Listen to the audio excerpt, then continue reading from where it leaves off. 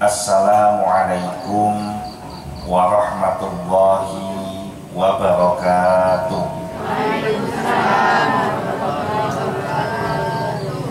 Alhamdulillah, alhamdulillahilladzi anzala as-sakinata fi qulubil mu'minin liyazdadu imanan ma'a imanihim. Asyhadu an la ilaha illallah wahdahu la syarikalah wa asyhadu anna sayyidana Muhammadan abduhu wa rasuluh la nabiyya wa la rasula ba'dah. Allahumma sholli wa sallim ala sayyidina Muhammad al-fatih lima ughliqa wal khatimi lima sabaqa nasiril haqqi bil haqqi wal hadi ila siratikal mustaqim wa ala alihi haqqa qadrihi wa miqdarihil azim, amma ba'du. Kepada yang saya hormati dan yang saya muliakan, para alim ulama, para kiai, para ustadz, para guru ngaji, tokoh masyarakat, kepada yang saya hormati tuan rumah Ibu Sumarni, hadirin hadirat rahimakumullah. Mudah-mudahan perjumpaan kita pada malam hari ini menjadi penyebab terkabulnya semua hajat dan keinginan kita, terhapusnya semua dosa-dosa kita, dan kita termasuk di dalam golongan umat yang mendapatkan syafaat dari Nabi Muhammad SAW. Pada malam hari ini kita masih di dalam pembahasan surat Al-Baqarah ayat yang ke-102, yang mana memang ayat ke-102 ini dibutuhkan waktu yang sangat panjang untuk mengkaji ayat tersebut, dikarenakan memang ayatnya sendiri sudah panjang. Kemudian penjabaran dari ayat tersebut, pendapat dari para ulama dengan berbagai macam sanad jalur periwayatan mengenai dari asbabun nuzul maupun tafsir dari ayat tersebut, ini sangat banyak, sehingga kita memang harus bersabar di dalam menuntut ilmu, yang mana memang salah satu syarat untuk supaya kita ini mendapatkan ilmu yang barokah adalah wasbibarin, yaitu mau bersabar. Bersabar di dalam perjalanan dari rumah menuju ke lokasi pengajian, bersabar untuk duduk ikut mendengarkan kajian, dan sabar untuk mendapatkan ilmu yang kita pelajari secara bersama-sama. Saya baca ayatnya terlebih dahulu. A'udzu billahi minasyaitonir rajim. Bismillahirrahmanirrahim. Wattaba'u ma tatlu syayatinu ala mulki Sulaiman wa ma kafara Sulaimanu walakinna syayatina kafaru yu'allimuna an-nasa sihra wa ma unzila 'alal malakaini bi Babila Harut wa Marut wa ma yu'allimani min ahadin hatta yaqula innama nahnu fitnah fala takfur fayata'allamuna minhuma ma yufarriquna bihi bainal mar'i wa zawji wa ma hum bidarrina bihi min ahadin illa biidznillah wa yata'allamuna ma yadurruhum wa la yanfa'uhum wa laqad alimu laman ishtarahu ma lahu fil akhirati min khalaq wa la bi'sa ma syarau bihi anfusahum law kanu ya'lamun. Wattaba'u, dan mereka orang-orang Yahudi tersebut, ma tatslus syayatinu, mengikut wattaba'u, dan mereka orang-orang Yahudi tersebut mengikuti ma tatslus syayatinu, apa yang telah dibaca oleh para setan ala mulki Sulaiman, pada masa kerajaan Nabi Sulaiman. Wa ma kafara Sulaiman, dan tidaklah Nabi Sulaiman itu kafir, walakinnas syayatina kafaru, akan tetapi para setan itulah yang kafir. Yu'allimunan nasa sihra, para setan itu mengajarkan kepada manusia tentang ilmu sihir. Wa ma unzila 'alal malakaini, dan apa yang telah diturunkan kepada dua malaikat di Babila, di negeri Babilonia, Harut wa Marut, yaitu Harut dan Marut. Wa ma yu'allimani min ahadin, dan tidaklah keduanya mengajarkan ilmu sihir tersebut kepada seseorang, hatta yaqula, hingga keduanya mengatakan, innama nahnu fitnah, sesungguhnya kami ini adalah ujian, fala takfur, maka janganlah kalian menjadi orang kafir. Fayata'allamuna minhuma, maka orang-orang Yahudi itu belajar dari keduanya, ma yufarriquna bihi bainal mar'i wa zawji, ilmu sihir yang bisa memisahkan antara seorang suami dengan istrinya. Wa ma hum bidarrina bihi min ahadin, dan tidaklah mereka yang mempelajari ilmu sihir tersebut bisa memberikan mudarat kepada siapapun, illa biidznillah, kecuali atas seizin Allah. Wa yata'allamuna ma yadurruhum, dan orang-orang Yahudi itu belajar ilmu yang hanya memberikan mereka mudarat atau kecelakaan, wala yanfa'uhum, dan tidaklah memiliki manfaat sedikit pun bagi mereka. Walaqad alimu, dan sungguh orang-orang Yahudi itu mengetahui, lamanishtarahu ma lahu fil akhirati min khalaq, bahwa perdagangan jual beli mereka, yaitu ilmu sihir itu ditukar dengan akhirat, maka tidaklah perdagangan tersebut perdagangan yang untung, atau perdagangan itu perdagangan yang rugi. Walabi sama syarau bihi anfusahum, dan sungguh sangat buruk tindakan yang mereka lakukan, yakni menukar diri mereka dengan ilmu sihir, laukanu ya'lamun, jikalau mereka mengetahuinya.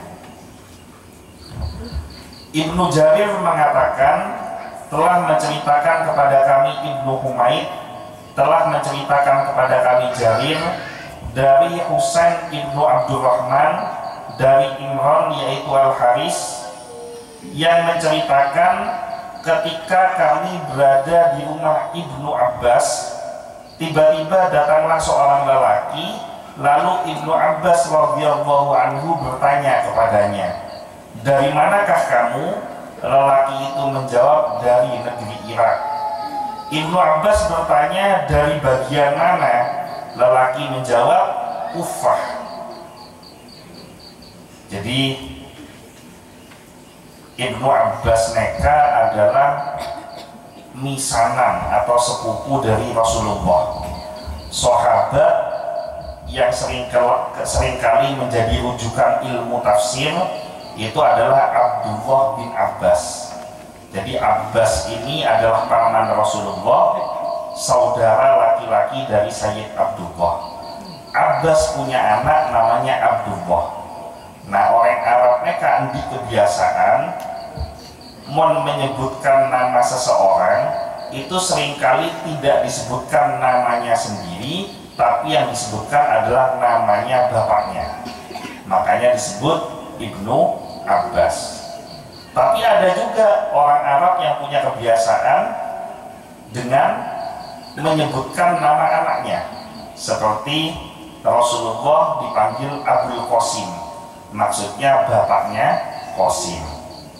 Nah, mereka pada sarang orang Madura mereka monpon akabin, ada keluarga, di anak sebut lagi nama anaknya saya paling tua. Jadi umpama pakna namanya Selamat, mbukna Rukayah umpama, di anak ya beri nama siapa? Siapa? Munir. Jadi Selamat neka au bernama beri Selamat boleh tapi celok Pak Munir. Siapa Munir? Nah Bu Rukayah neka juga au bernama beri Bu Rukayah boleh tapi au berarti Bu Munir. Akeh mon bedo orang Arab bin laki sarang bini kita di anak celok man gede sarang pun gede dan mau pergi yang kedua. Nah Abdullah bin Abbas mereka adalah sepupu Rasulullah yang paling menguasai ilmu tafsir. Jadi para sahabat yang paling alim tentang ilmu tafsir itu Abdullah bin Abbas. Kalau kita belajar ilmu tafsir dari berbagai macam kitab tafsir, mulai dari Jalalain, Ibnu Katsir, Al-Qurtubi, bahkan tafsir yang paling modern seperti contohnya Al-Misbah karangan Profesor Shihab, mereka tidak akan pernah lompat mengambil rujukan dari Abdullah bin Abbas. Nah, Abdullah bin Abbas mereka diceritakan oleh Ibnu Jarir dengan sanad yang telah disebutkan tadi bahwa suatu saat ada seorang laki-laki yang sowan nyabis ke Abdullah bin Abbas. Jadi kebiasaan nyabis ke ulama mereka pon beda mulai dari zaman lambat. Para sahabat mereka lebur nyabis ke delema Rasulullah. Selesai Rasulullah wafat diteruskan oleh para tabi'in sesekut nyabis ke delema para sahabat. Nah mereka ceritanya reklake mereka dari golongan ulama tabi'in kemudian silaturahim nyabis ke Abdullah bin Abbas. Nah ketika nyabis ke Abdullah bin Abbas, Ibnu Abbas mereka apanya? Empian mereka dari Kak Dima. Jadi orang biasa empian mengatur ke kiai mata kenal juga pada apanya dari Kak Dima empian. Jawab sareng kereng laki mereka dari Irak. Jadi dari negara yang namanya Irak. Nah kemudian apanya oleh Ibnu Abbas? Irak mereka Irak bagian Kadimah. Jawab boleh dari sebuah kota yang namanya Kufah. Jadi pada bayi empian umpamanya bis ke Kiai Pasera contoh. Umpamanya bis ke Sukoharjo umpama. Tanya empian dari Kadimah. Benda besar Kadimah. Pucangan nom kan seneka. Kipade dari Kadimah, Irak Kadimah, Kufah. Nah kemudian Ibnu Abbas mereka apanya boleh? Bagaimana beritanya?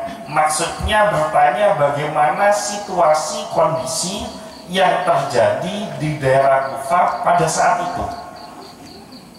Jadi para ulama mereka mulai dari zaman lambat, mereka memang seneng lebur menanyakan kondisi daerah masing-masing dari orang senyabis. Tujuannya untuk apa? Tujuannya supaya para ulama mereka bisa ngoningin kondisi permasalahan masyarakat yang ada pada daerahnya masing-masing. Nah dengan oning napa permasalahan sebeda, maka ulama mereka hadir dengan tujuan memberikan solusi. Jadi contoh ada umpama dan gula Rabu kelompok orang-orang mu'alaf misalkan tak ada sarang Rabu ke ajunan sedajet sama yang hadir semua ini tidak sama pembahasannya. Kalau sama mu'alaf saya bahas tidak lemah carana wudhu saya tepat, tidak lemah carana apa jeng saya tepat, kan seneka. Namun empian wudhu pun tepat, bejengna pun tepat.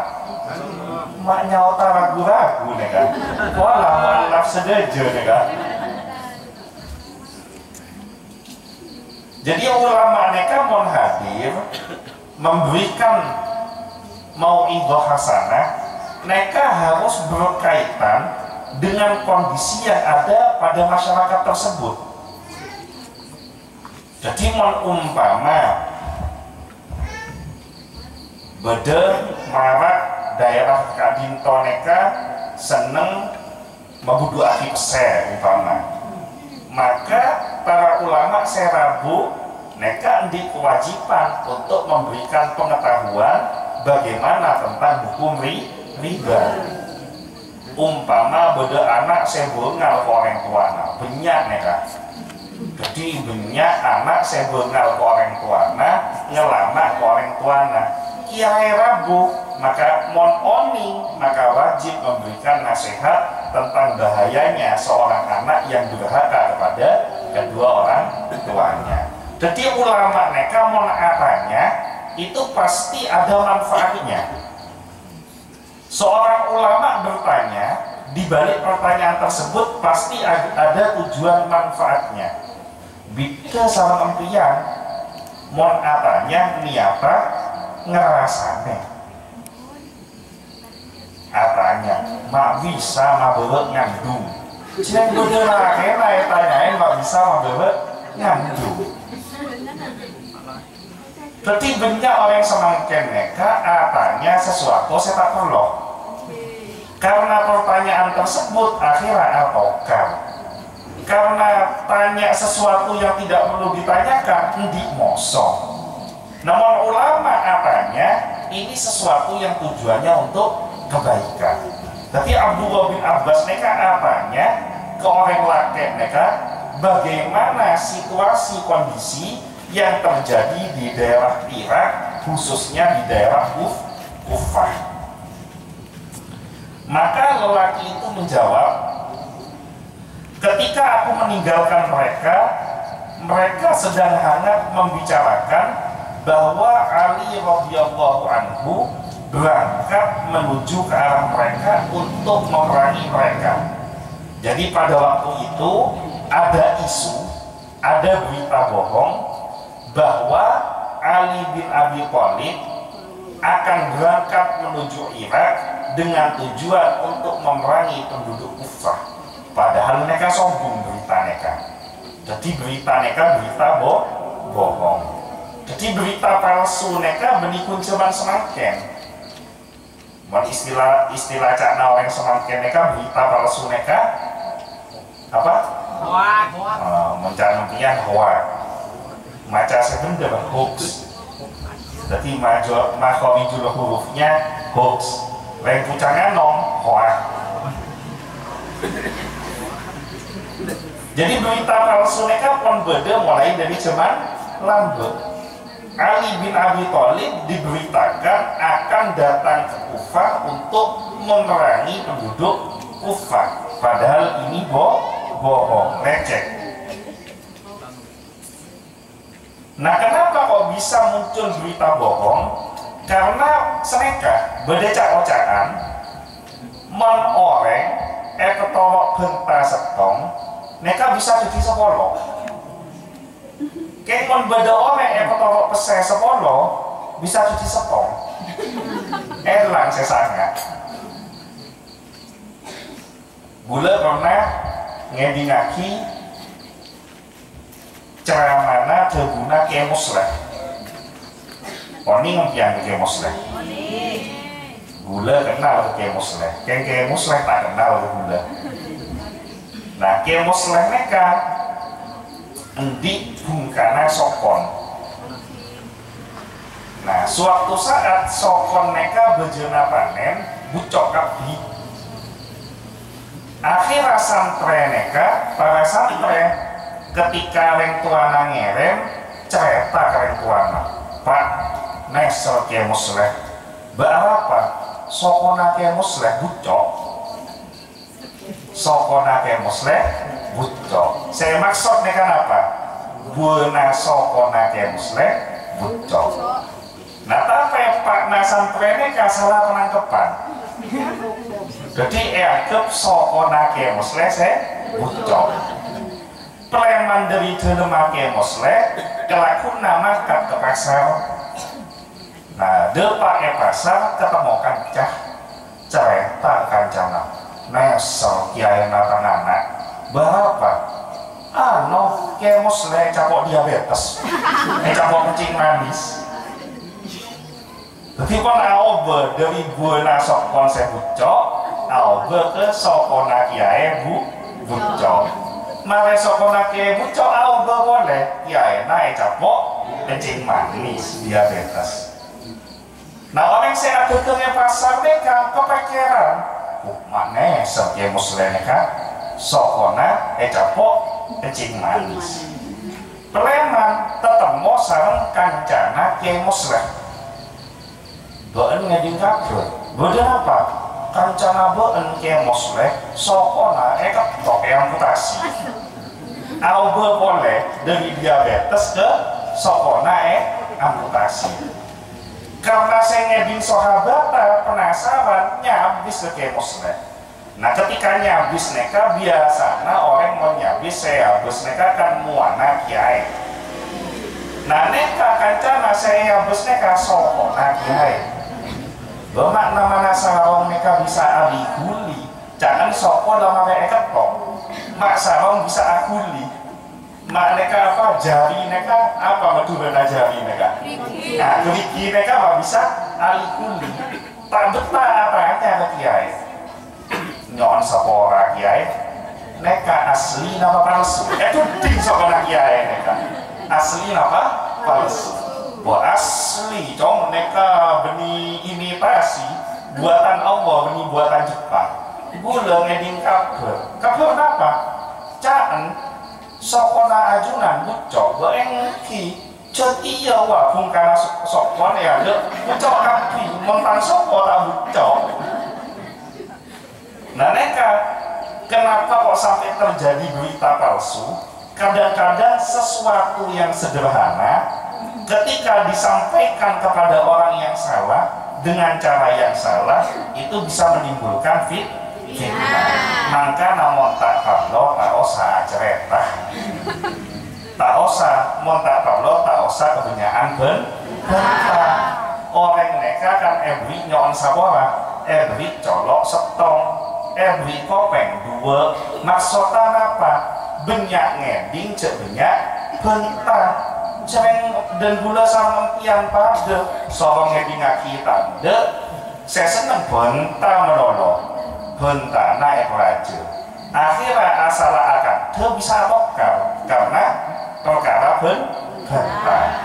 Nah ini contoh berita hoax yang terjadi pada zaman Abdullah bin Abbas yang menuduh bahwa Ali bin Abi Thalib akan pergi ke Kufah untuk memerangi orang Kufah.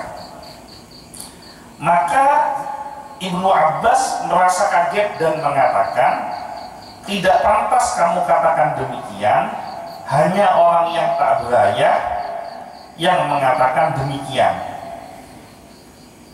Seandainya kami percaya dengan apa yang diberitakannya itu, pasti kami tidak akan menikahi para wanitanya dan tidak pula membagikan harta warisannya. Nah, maksudnya seneka. Ulama saya gendel, neka mau berita saya kelero, wajib untuk meluruskan seporong-pori. Ulama zaman semangken neka mau berita-berita yang palsu bukannya meluruskan, tapi ada oknum ulama yang senang memanaskan suasana. Jadi impiannya setetek neka tak abid setahun 2 tahun ke depan kita akan menghadapi tahun-tahun politik. Nah ulama-ulama, oknum ulama saya model provokator mereka bakal bermunculan. Ulama model provokator yang senang menyulut kebencian aslinya bukan ulama, hun kerambina saya ulama. Ini akan senang mengobarkan ucapan-ucapan kebencian, ujaran-ujaran kebencian. Pokok membeda ulama ngajarin empian mosoen orang lain atau kasaran orang lain, neka beni ulama, neka kun orang saya ngakui kelambina ulama. Ulama saya bener, ini wajib mendinginkan suasana. Membeda orang ataukah, maka dia harus menjadi pendamai, harus menjadi juru damai yang baik. Beni memihak kanan atau kacer sehingga mengakibatkan permusuhan semakin besar. Nah, maka Ibnu Abbas mereka meluruskan ketika muncul berita bahwa Ali bin Abi Thalib akan menyerang Kufah. Ibnu Abbas meluruskan. Bagaimana meluruskannya? Bahwa yang pertama, sungguh tidak pantas pemuda mereka menceritakan hal berikut, hal yang tadi mengatakan Ali bin Abi Thalib, memfitnah Ali bin Abi Thalib, itu seolah-olah meragukan kapasitas Ali bin Abi Thalib. Padahal semua umat Islam sudah mengetahui bagaimana derajat kedudukan Ali bin Abi Thalib. Beliau adalah orang dari golongan anak kecil yang pertama beriman kepada Rasulullah.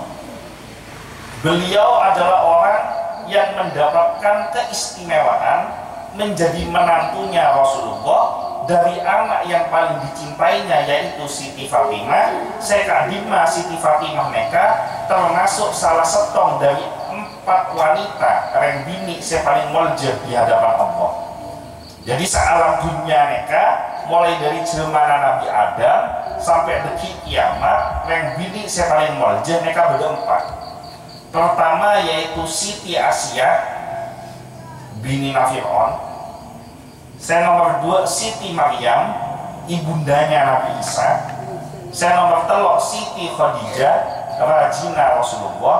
Saya nomor 4 Siti Fatimah putrinya Rasulullah. Ali bin Abi Thalib orang yang pertama kali beriman kepada Rasulullah dari golongan anak kecil, menjadi menantunya Rasulullah, menikah dengan wanita yang paling dimuliakan oleh Allah. Bahkan Ali bin Abi Thalib disebutkan oleh Rasulullah sebagai salah satu dari 10 orang yang dijamin masuk ke dalam surga. Nah, kemudian beda orang yang menjelek-jelekan Ali bin Abi Thalib atau meragukan kapasitas kualitas kebaikan dari Ali bin Abi Thalib, maka ini sesuatu yang tidak pantas. Jadi mau beda berita pada empian, napa boleh saya sebut lagi neka alim ulama, para kiai, para habaib. Saya kadima para kiai, para habaib dari track record perjalanannya, mulai dari lahir sampai jadi santri, sampai jadi kiai, neka banyak kebagusan saya laksanakan. Kemudian muncul setong fitnah, jangan lekas percaya. Karena mau beda orang gampang percaya, mereka cak Ibnu Abbas mengatakan seperti orang yang tidak punya ayah. Orang setan pak. Maksud orang yang tadi pak, mereka tidak remah. Orang yang tidak punya ayah adalah orang yang kurang kepengurusan dan kasih sayang, kurang pendidikan dan kasih sayang. Karena kurang pendidikan ilmu orang, akhirnya bentana benseroben. Bukan menjelekkan anak yatim mereka masya Allah, tapi maksudnya diibaratkan, dikiaskan orang yang gampang percaya dengan berita bohong itu sama dengan orang yang tidak punya pendidikan. Orang yang gampang percaya dengan fitnah mereka pada bayi sarang orang bodoh karena tidak mau dipelajari dulu, dikaji dulu. Padahal dalam Al-Quran diterangkan inja akum fasikum binabain fatabayan. Kalau datang kepada dirimu orang fasik membawa berita, maka jangan ditelan mentah-mentah, tapi tabayun dulu, cari kejelasannya dulu. Montak ngeding tibi, montak ngabes tibi, tak usah percaya. Mon percaya padahal kita ngeding tibi, kita ngabes dibi neka pada bayi sarang orang setan di bapak orang tandi bapak umumnya pendidikannya kurang. Karena pendidikan kurang maka bentana ngawur.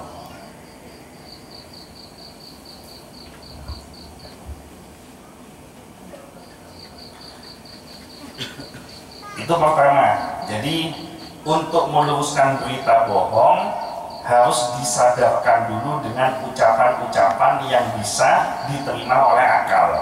Kemudian kedua, Ibnu Abbas mengatakan dengan hujjah yang kuat, kalau seandainya berita itu betul, Ali bin Abi Thalib akan menyerang Kufah, maka tidak mungkin hanya Ali bin Abi Thalib, tapi semua sahabat Nabi yang cinta kepada Rasulullah bekal norok lampana Sayyidina Ali.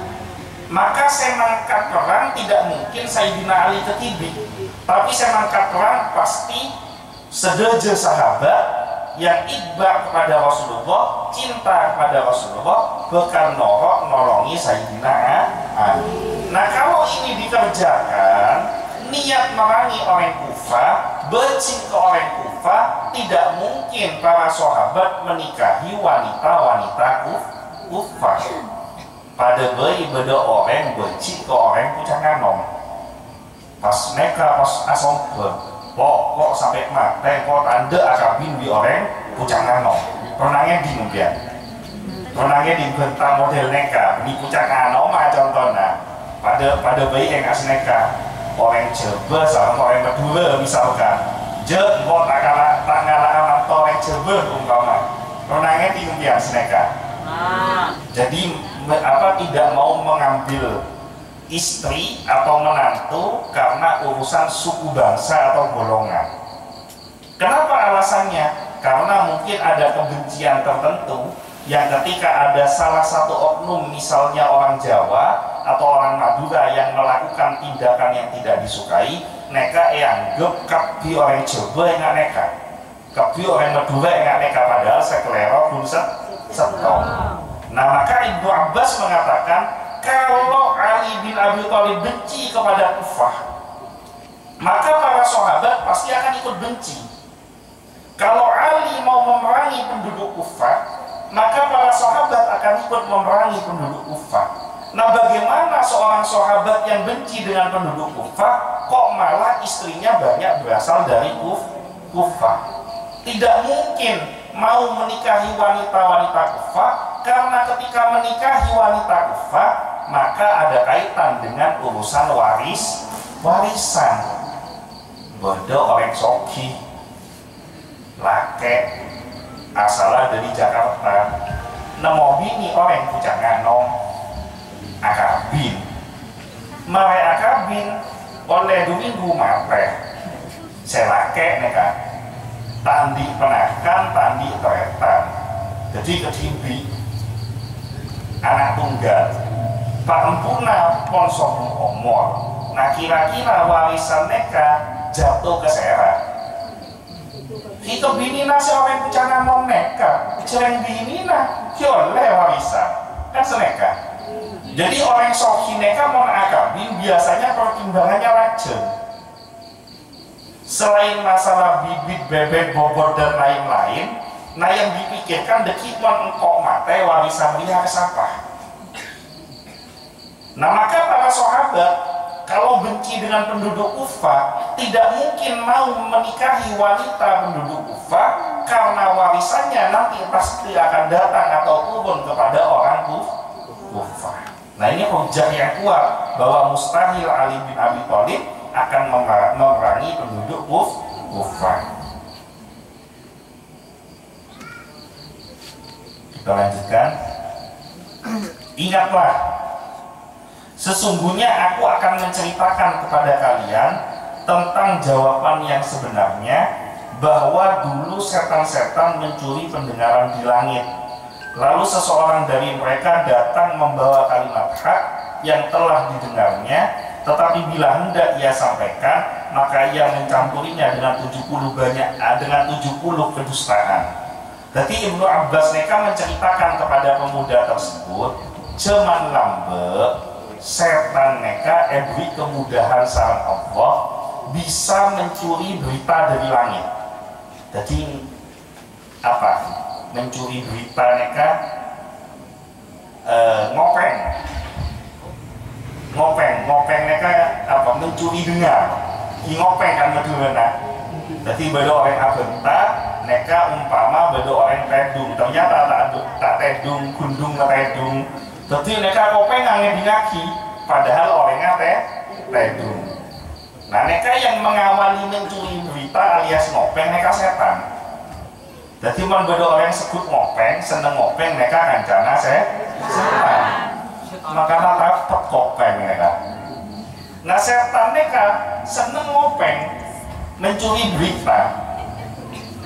Sehingga kadang-kadang ketika malaikat terjadi percakapan, setan neka ngeding.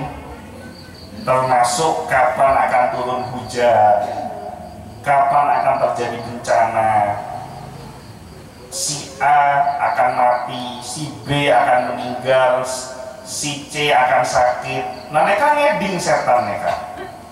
Nah, sehingga ketika turun ada orang yang datang membawa kalimat yang hak, membawa tentang berita-berita yang baik, sarang setan mereka tambahin. Nah, penambahan ini seringkali penambahan sekunder, sehingga banyak orang percaya. Nah, mereka asal muasal dukon terjadi, asal muasal bedena dukon, mereka mau bede dukon mati karena akan caambi setan. Nah, apa kancaan bi setan dukon bisa mati? Karena setannya kan ngecok ngeding alias ngopeng, sehingga datang Pak bulan neka deki beda hajatan majelis insan kamil mulai dari dulu sampai asal ojen tak remare Pak. Kan palang neka bejena pengajian deki ojen deres. Tolong sarangaki Pak. Nah, pas orang neka ngocak tenang deki tak mungkin ojen. Ternyata bener semakin tak ojen. Neker Mas Kak. Mak mantiong Pak neka. Padahal mereka benih karena orang ngasak teh. Kenapa orang ini bisa tahu tidak ada hujan, tidak akan turun hujan? Karena mendengarkan berita dari setan. Karena akan caan sama setan. Jadi empian mengabes pada orang sakti, mereka aja langsung percaya. Jangan langsung tawaduk, takjub, sampai seolah-olah mereka orang yang paling hebat akan kelopain ke Allah. Karena orang sakti itu bisa jadi ilmunya dari setan. Termasuk membojena ojen. Oleh apa penyerang ojen? Oleh apa? Oleh, tapi cara aja kelero. Oh, ini mau hajatan 1 minggu lagi. Nah, supaya tak turun ojen, tolong tuan rumah cek mandi sampai seminggu. Karena mau mandi deki ojen. Namun model mereka cek bertorok. Karena Islam tidak mengajarkan hal-hal yang kotor. Mandi mereka akan najis. Tak mandi mereka akan najis. Atau misalkan, nah, supaya hujan tak turun, ngalah kata okok ke dalam mangkok umpama. Atau ke kata mereka. Saya okok. Boleh nyarang ojen.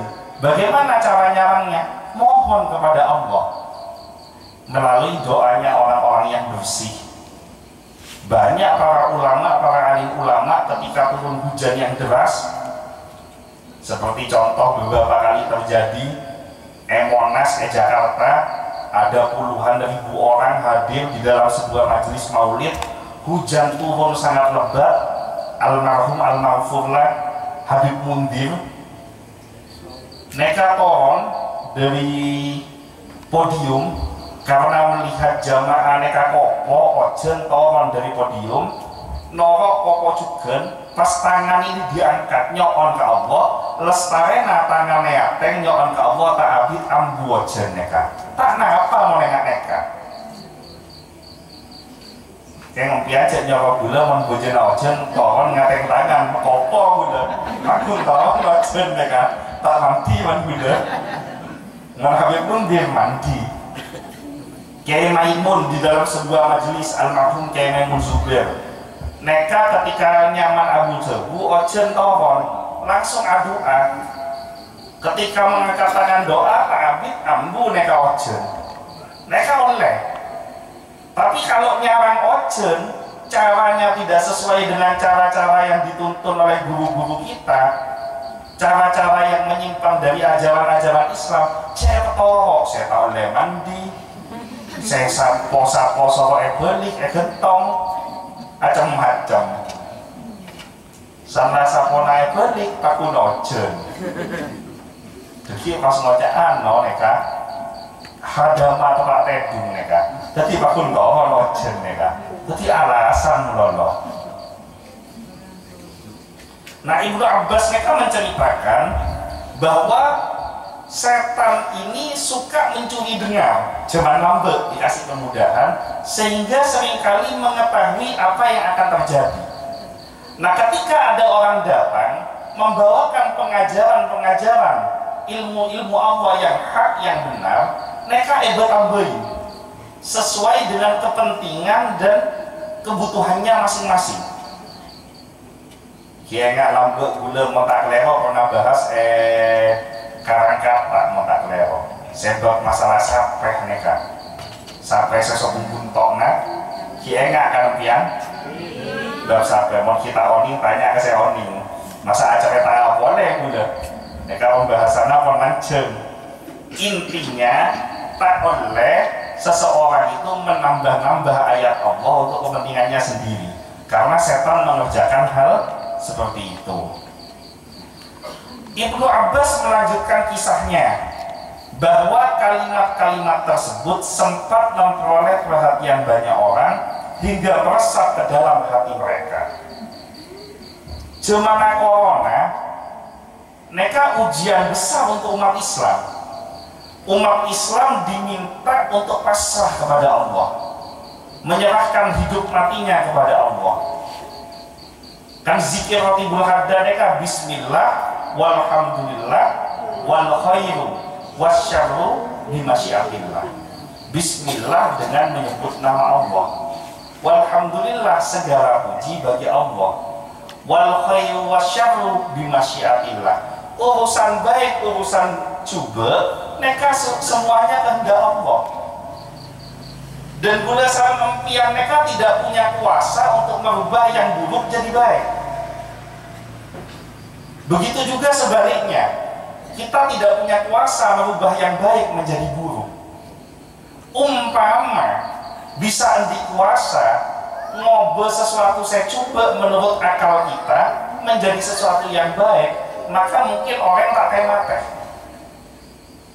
Misalnya dengan almarhum binina gula tepat sakit, tepat kritis, endi kuasa untuk beli gula ambu cek mati ada apa? Karena mereka lancur mereka tugas mendampingi gula. Tapi karena urusan masalah umur mereka urusan Allah, tidak bisa gula Allah teka protes, teka aturan, teka alu gula kita pun mati. Maka bismillah walhamdulillah wal khairu wasyarru bimasyiatillah ini membuat hatinya orang-orang yang suka mengamalkan rotibul hadad mereka lebih damai, lebih tenang. Tapi empian ontong nabarogi takun tenang, andi peset takun tenang, soki atau melarat takun tenang. Apa? Bimasyiatillah, kabineka atas kehendak Allah. Semangken empian tak kopo juga bimasyiatillah. Umpamanya coba kopo juga bimasyiatillah atas kehendak Allah. Nah, zaman corona mereka kan kita diminta untuk pasrah kepada Allah. Banyak mereka orang-orang yang saya pasrah ke Allah. Jadi beda berita-berita tak benar ya. Pokoknya bagi kalau 12 malam mon beda orang ngolok salam cek jawab. Arwah taun arwah menongsa deki ben mon ajawab kelaku naben mateh. Akhirnya matuan nanti binya kalau 12 malam ngocak salam tak jawab. Karena yang ke corona kan malam mereka. Oh nikmate sambung lagi sareng salam tengah malam. Jadi meresap ke dalam hati padahal mereka tak gendeng. Sampai akhirnya setan anda abojeng jangan seneng badana corona mereka. Benar apa mata-mata Jumatan? Covid tak oleh kerumunan. Padahal belum corona kita kemana abojeng. Bejena corona itu bekesa. Jadi berita bohong ini meresap di dalam hati. Maka Allah memperlihatkan hal tersebut kepada Nabi Sulaiman. Jadi Ibnu Abbas mereka cerita bahwa pada zaman Nabi Sulaiman, ketika sampai wahyu-wahyu Allah dengan berita yang hak, dengan berita yang benar, para setan mereka menanamkan ilmu-ilmu setan gendeng. Jadi ayat Allah mereka ketika sampai kepada para masyarakat yang hidup pada zaman itu, oleh setan ini ditambahi hal-hal yang isinya dusta, yang mana ini memiliki kekuatan magic yang begitu hebat, punya ilmu sihir yang begitu hebat. Mereka tak usah ilmu sihir saya betul. Al-Quran dibaca niatnya tak gendeng, bisa ada dia. Ada amalan waja'alna min baini aydihim saddan wa min khalfihim saddan fa'arsyainahum fahum la yubsirun. Neka cong ayat neka keluar betul Rasulullah neka hijrah dari Mekah ke Madinah. Nah bungkona neka dalam neka ekepung sareng kaum kafir Quraisy. Pokok niat Rasulullah keluar dari dalam neka bakal PTN. Nah maka ketika mau keluar Rasulullah ngalah bedine kayak bacain waja'alna min baini aydihim saddan wa min khalfihim saddan fa arsyainahum fahum la yubsirun. Serok eota lagi. Nah setelah eota lagi, kapi pemuda orang kafir seniat matain Rasulullah tedung kapi ketondu tedung kapi sehingga Rasulullah keluar tak sadar mereka selamat Rasulullah. Pas beda orang akan caan di setan cong beun montawa otang tak pagi jong maca waja'alna min baini aydihim saddan wa min khalfihim saddan fa arsyainahum fahum la yubsirun. Deki menompak bis jong tawa tak pagi baca wae jong boga tepaan mampionku bocah tak pagi akhirnya saben ke bis tak pernah nyambi pesek yang ke melono kon modal waja'alna min baini aydihim saddan bocah melono. Suatu saat kon bocah tak ngapok saya malah colok tak ngapok pagi sama kondektur. Tanya bapak kondektur kok sampean bisa nagih saya padahal saya sudah baca waja'alna min baini aydihim saddan. Dijawab sama Pak Kondektur, saya kok lambek ngamal laki luar iya cong makanya tak numpang kan kok. Jadi ayat Al-Quran bisa untuk hal yang baik, bisa untuk hal yang tidak baik. Nah, setan-setan mereka pintar menyelewengkan ilmu Allah, menyelewengkan ayat-ayat Al-Quran untuk kepentingan-kepentingan yang tidak baik.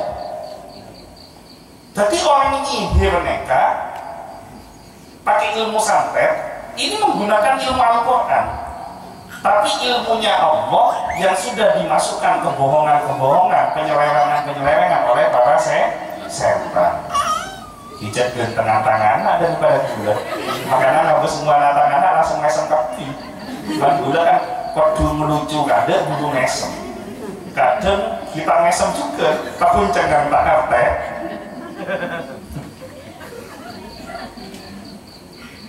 Kita lanjutkan. Nah, ketika Allah memperlihatkan hal tersebut kepada Nabi Sulaiman mengetahui bahwa ayat-ayat Allah dimasukkan ilmu-ilmu sihir, maka Nabi Sulaiman mereka membuat perintah kepada seluruh pasukannya untuk mengumpulkan semua ilmu-ilmunya Allah yang sudah kemasukan sihir. Setelah polong kapi, mereka pendem diubur di bawah singgasananya Nabi Sulaiman. Jadi dikumpulkan, polong, pendem di bawah singgasananya Nabi Sulaiman. Nabi Sulaiman kan diwibawa luar biasa karena para jin, iblis, setan mereka takut ke Nabi Sulaiman. Jadi Nabi Sulaiman mereka bisa memerintahkan jin, setan, iblis. Nama nempian bidan gula coba nyoba. Nempian perintah jin, setan akan jangan salam jin bin setan.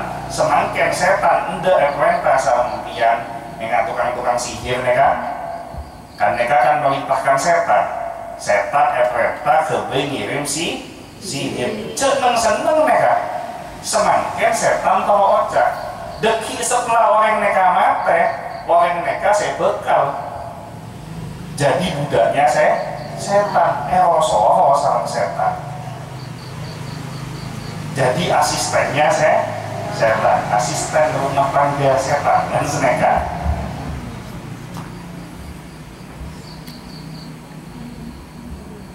Nah setelah Nabi Sulaiman wafat, setan-setan mereka saya takut ke Nabi Sulaiman, oning Nabi Sulaiman wafat, mereka bangkit.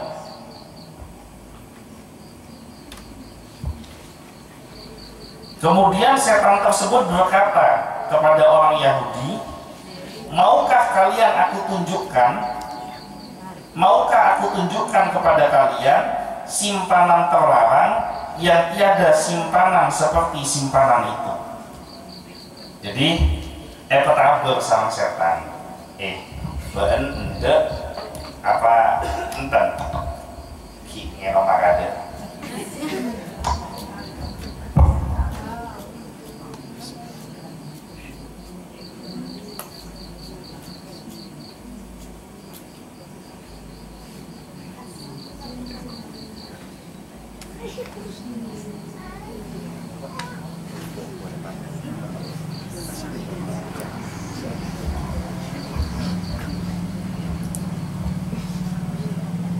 Jadi setan menawarkan kepada orang Yahudi, mau tidak aku tunjukkan sesuatu yang tidak pernah kalian ketahui sebelumnya. Ambu jamera melodocong kumian jadi.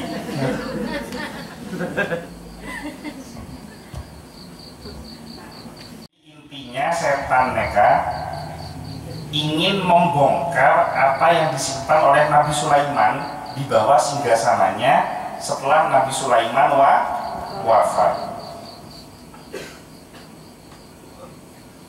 Nah maka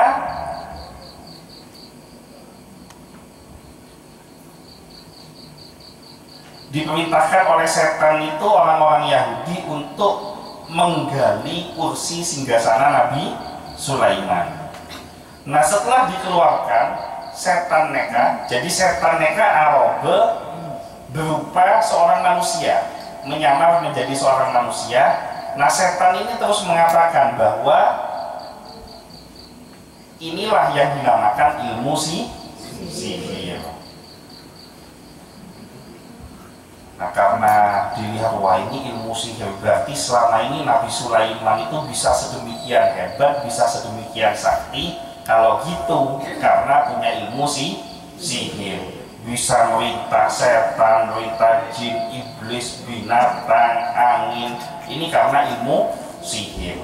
Nah karena kapitro sakte enggak Nabi Sulaiman, maka buku sihir ini digandakan, dicetak, diperbanyak. Umpama beda cuma semakin beda penerbit, mereka malah cetak penerbit mereka. Pas jual lah toko-toko buku. Nah catatan-catatan itu menggandakan buku-buku sihir itu dibagikan dari generasi ke generasi. Jadi ilmu sihir mereka terus turun-temurun dari zaman Nabi Sulaiman terus turun-temurun hingga sampai saat ini. Nah sisanya adalah yang sedang hangat dibicarakan oleh penduduk Irak. Jadi penduduk Irak mereka menceritakan bahwa Nabi Sulaiman itu adalah tukang sihir. Maka ketika ada fitnah Nabi Sulaiman tukang sihir, turunlah ayat Allah wattaba'u ma tatslus sayatin ala mulki Sulaiman wa ma kafara Sulaimana walakinna sayatin kafaru. Jadi ayat ini merupakan ayat pembelaan dari Allah kepada Nabi Sulaiman. Apa pelajaran dari ayat ini? Pelajarannya adalah yang paling utama, kalau kita difitnah oleh seseorang sebagaimana fitnahnya orang Kufah kepada Sayyidina Ali dan fitnahnya orang Yahudi kepada Nabi Sulaiman, maka tidak perlu kita capek-capek untuk meluruskan fitnah tersebut. Umpama empian fitnah, tak perlu hukmoku kebaik metepak fitnah. Kenapa? Karena ketika fitnah itu beredar, orang yang percaya tanpa dibilangi apapun, tanpa ebolain apa baik, orang mereka akan percaya. Orang yang tidak percaya, walaupun tidak diberikan pengetahuan apapun atau dipaksakan pengetahuan apapun, dia tetap tidak percaya. Jadi fitnah, biarkan fitnah itu Allah sendiri yang menyelesaikan. Gula pernah di pengalaman ketika pertama kali membeli tanah pesantren di daerah Gentong, Tanah Klocok, neka beredar fitnah. Apa fitnahnya? Bahwa neka beda orang dari kelompok radikal niat AKB pondok Gentong, pondoknya pondok teroris. Jadi gula neka fitnah jadi teroris. Alasan apa fitnah jadi teroris? Karena ajenggu. Jadi di jenggu neka teroris. Nah, fitnah ini beredar begitu kuatnya sampai ke kepala desa, sampai ke NU, bahkan sampai beredar kabar bahwa saya ada rencana mau dipanggil oleh pengurus NU setempat untuk mengklarifikasi di kantor kecamatan. Sekalipun gula tak pernah jawab fitnah neka cerita karena pon marah, bekal fitnah gula tak pernah jawab, tak pernah cerita pon marah neka. Sekalipun tidak pernah saya menjawab fitnah tersebut, sekalipun saya tidak pernah berusaha untuk meluruskan fitnah tersebut, pokoknya apa gula ditanggung jawab apa kita lakukan, punya kewajiban apa kerjakan. Tahu saya keren fitnah neka. Alhamdulillah Allah saya nolong dan gula. Bagaimana cara nolongnya? Setahun saya dimin, alhamdulillah sampuna gula neka tak pantas. Setahun saya dimin gula eljen sareng Kia Azaim ngese molotan sampai pesantren Sukoharjo. Sampuna tak pantas gula eljen. Kalau derajat ilmu kurang dan tidak pantas masuk ke pesantren sebesar itu. Tapi barokahnya yang jeneka upload di YouTube, depak ke orang-orang saya fitnah buat masalah teroris mereka tanpa diluruskan dan menanggapi. Nah, maka artinya apa? Tidak usah bingung dengan fitnah, biarkan Allah yang membersihkan nama kita ketika kita difitnah sesuatu yang tidak pernah kita kerjakan. Empian mengurusi bentana orang mogok, monorok bentana orang mogok. Pokoknya pun bener kelakoni pun apa yang betul kerjakan sudah, tak usah dingin-dingin bentana orang. Neka terakhir sebelum kita lanjutkan dengan sholawat Nabi, ada kisah hikmah dari Luqman Al-Hakim. Ketika Luqman Al-Hakim sareng putrana niat ajual keledai neka oni keledai ya, lebih gampang aja pon. Jadi Luqman Al-Hakim neka sareng putrana niat ajual jeren mangkat ke pasar. Nah, ketika ke pasar, jeren neka tonton. Jadi Luqman Al-Hakim sareng putrana neka tak oke ke jeren pada ajaran.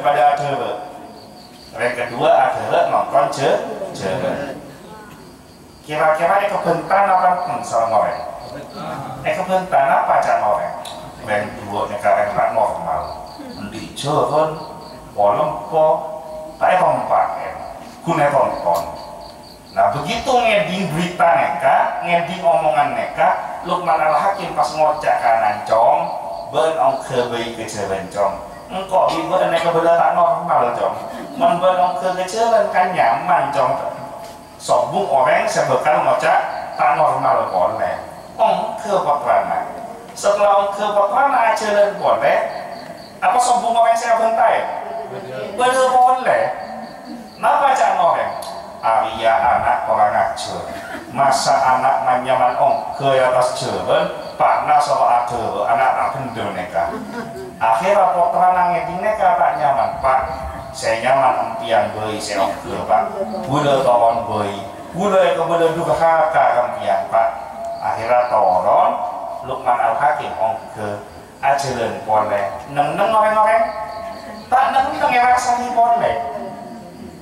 Arya Pak tak tahu nesang manyaman ongke kecil anak sama ada neka Pak tak bener neka. Nah begitu ngeding neka tak nyaman Lukman Al-Hakim. Akhirnya pas ngocak ke kotoran dek lama pas jauh saya bener ada keleho ben saya ongke keleho engkau saya ongke keleho neka pun kare setong saya belum kelakon kenapa? Coba naik pekol akhirnya mau coba naik pekol engkau bibu jen tak beres dong. Jadi kesimpulannya empian sarang dan gula bekal melaksana aki apa baik bekal ke berpah apapun yang dilakukan pasti akan dirasani dengan beda orang apa melo mereka beda baik beda saya nyombeng keseh beda saya nyombeng daerah beda saya nyombeng tenaga alako beda saya nyombeng berpah bentar yang melolo paling banyak kelompok gedung neka apa long tananga ala kok yang sapora colok nano ala kok jadi semakin banyak semakin banyak yang dikerjakan semakin banyak saya rasani tapi jangan banyak busana arah tanah pasar neka itu belakan dengan setan karena pasar neka tempat apolo orang saya sebut ngerasani jadi ngasteteh jangan hati-hati jaga lisan ini. Jangan sampai lisan ini menjadi sumber fitnah, jangan sampai lisan ini menjadi sumber dosa kita, malapetaka kita, sehingga semua ibadah yang kita kerjakan hilang karena perkara tak bisa aja geli lisan. Nah mungkin itu saja yang bisa disampaikan. Mudah-mudahan kajian tafsir pada malam hari ini memberikan hikmah yang besar kepada kita dan gula sang ajunan sedeje selamat dari ilmu sihir, dijauhkan dari ilmu sihir, dan semua yang hadir malam hari ini selamat dari fitnah, selamat dari kejahatan lisan, selamat dari kejahatan fitnah, dan semuanya senantiasa berada di dalam lindungan Allah, mendapatkan syafaat dari Nabi Muhammad SAW. Kita lanjutkan dengan sholawat kepada Nabi Muhammad SAW. Yakini bahwa pembacaan sholawat yang kita panjatkan akan membuat hadir Rasulullah di tengah kita, sehingga semua hajat yang kita panjatkan kepada Allah, doa yang kita panjatkan kepada Allah, semuanya akan dikabulkan oleh Allah. Shallu ala Nabi Muhammad.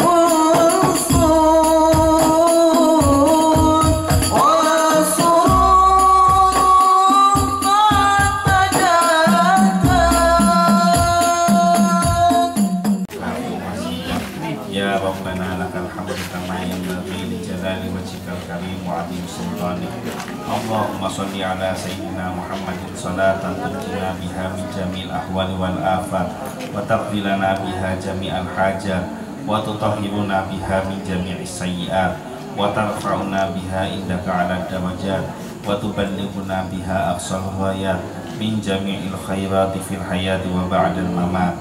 Ya Allah, ya Tuhan kami, terima kasih atas segala nikmat iman dan Islam yang telah Kau anugerahkan kepada kami. Istiqomahkan kami semua di dalam ketaatan kepadamu. Istiqomahkan kami semua di dalam ibadah kami. Istiqomahkan kami semua di dalam kebaikan. Istiqomahkan kami semua di dalam mengikuti sunnah Nabi-Mu. Ya Allah, ya Tuhan kami, siapapun yang ada di antara kami yang saat ini sedang diuji dengan penyakit, baik dirinya maupun keluarganya, maka sembuhkan semua penyakitnya ya Allah. Jadikan setiap sakit yang diderita menjadi penyebab terhapusnya dosa dan diangkat di sisi-Mu dengan derajat yang mulia. Ya Allah, ya Tuhan kami, berikanlah kepada kami semua yang hadir pada malam hari ini rezeki yang banyak dan barokah, rezeki yang bisa memberikan kebaikan dan keselamatan baik di dunia maupun di akhirat. Selamatkan kami semua dari kejahatan hutang ya Allah. Lunaskanlah hutang piutang kami semua ya Allah. Jauhkanlah kami dari rezeki yang haram. Jauhkan kami dari riba. Berikanlah kami rezeki yang bisa memberikan kebaikan dan keselamatan baik di dunia maupun di akhirat. Ya Allah, ya Tuhan kami, ampunilah segala dosa dan kesalahan yang telah kami perbuat. Ampunilah semua dosa kami baik yang kecil maupun yang besar. Ampuni semua dosa kami baik yang sengaja maupun tidak sengaja.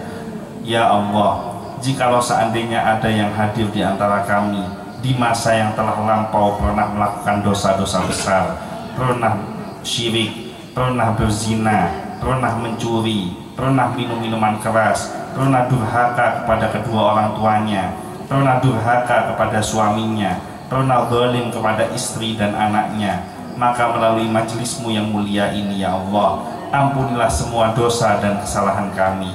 Jadikan kami semua keluar dari majelis ini dalam keadaan bersih dari dosa. Ya Allah, ya Tuhan kami, ampunilah dosa dan kesalahan kedua orang tua kami. Siapapun yang hadir pada malam hari ini yang orang tuanya masih hidup, maka panjangkan umur kedua orang tua kami ya Allah. Bahagiakan hatinya, sehatkan badannya, wafatkan kedua orang tua kami dalam keadaan husnul khatimah. Ya Allah, jikalau seandainya ada di antara kami yang hari ini baik kedua orang tuanya maupun keluarganya sedang mengalami siksa kubur, maka melalui majelis-Mu yang mulia ini ya Allah, angkat siksa kubur semua ahli kubur kami ya Allah. Jadikan kuburannya menjadi raudhah min riyadil jinan, jadikan kuburannya menjadi taman-taman surga. Ya Allah, kumpulkanlah orang tua kami, keluarga kami bersama Nabi Muhammad SAW di surga. Kumpulkan kami semua di surga-Mu ya Allah, sebagaimana Kau kumpulkan kami di dunia ini ya Allah. Ya Allah, sesungguhnya kami sadar bahwa waktu demi waktu yang kami lalui pada hakikatnya mendekatkan jadwal diri kami kepada kematian kami.